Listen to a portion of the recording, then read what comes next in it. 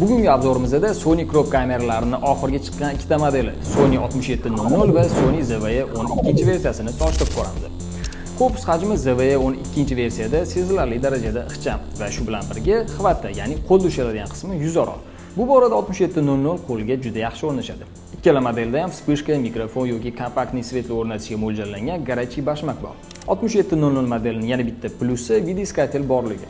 Bu ham kunduzda yorug'da ishlatilganda katta qulaylik beradi. Ovoz yozish funksiyasiga kelsak, ZV-E 12 versiyasida vstроенный 3 kapsulali mikrofoni va vetroviki bor. Agar mikrofonlardan foydalanadigan bo'lsanglar, ikkala kamerada ham tashqi mikrofon va ovozni monitoring qilish uchun naushnik raz'yomlari bilan jihozlangan. 6700 kamerasida rejimlarni o'zgartirish uchun disk bor, lekin ZV-E 12 versiyasida bo'lsa, bu rejimlarni menyudan o'zgartirish kerak bo'ladi. Va nihoyat Sony kompaniyasi foydalanuvchilarga katta qulaylik qilib, crop kameralarni ham katta yo'mkisli FZ100 akkumulyatorlari bilan chiqaryapti va bu albatta kamera ishlash vaqtini ancha uzaytiradi. Misol uchun endi Sony ZV-E 12 versiyasida 195 minutgacha video olish mumkin. Komplektda keladigan obyektiv ham ZV-E 12 versiyasida 1650 mm lik ikkinchi versiya obyektiv. Ikkala kamera ham 26 megapikselli APS-C matrisaga ega.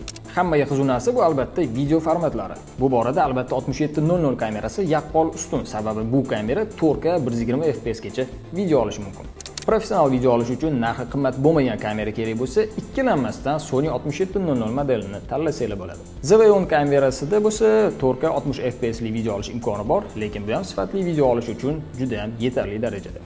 Kamerada zapis ketayotganini ko'rsatib turadigan indikatorni ham ZV-E 12 versiyasida ko'rishimiz mumkin. To'g'ri, ZV-E 12 versiyasi 6700 kamerasidan ko'ra kuchsizroq, shuning uchun ham narxi arzonroq.